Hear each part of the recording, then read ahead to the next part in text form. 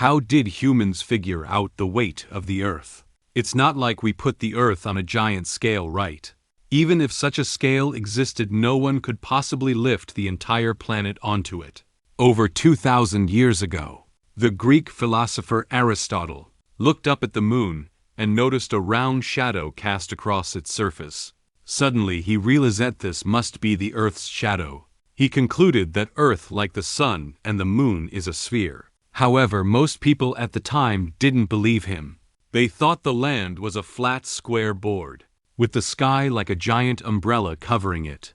If Earth were round, they argued, wouldn't people just fall off? Fast forward to the 16th century, when Portuguese explorer Magellan sailed around the globe with his fleet, proving once and for all that Earth really is a sphere. Later, Newton's law of gravity explained why we don't fall off into space.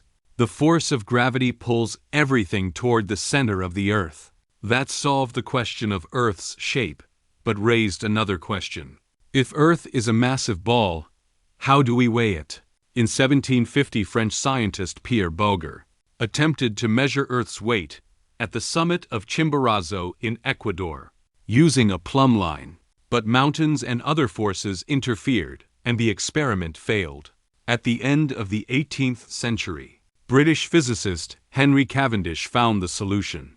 Using Newton's law of universal gravitation, he derived a formula involving Earth's radius, gravitational acceleration, and the gravitational constant g. The first two values were easy to measure, but how to determine g? Cavendish devised a clever experiment. He hung a light rod from a thin quartz fiber, with a small ball attached at each end.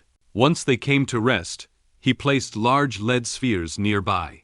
According to Newton, the small balls would be pulled slightly toward the lead spheres. By carefully measuring the angle and time of the rod's tiny twists, Cavendish calculated the value of g is 6.67259乘10牛平方米千克平方. From this, he determined Earth's mass is about 5.7 times 10 square kilograms. That's 60 million billion tons. Amazingly, Cavendish's result differed from today's accepted value by only 0.65.